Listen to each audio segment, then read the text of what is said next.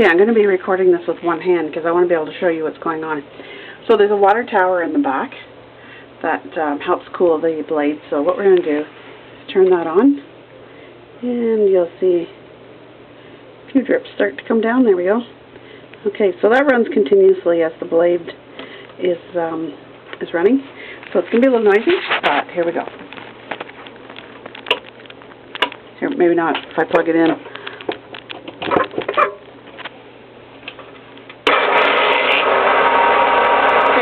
Water shooting down.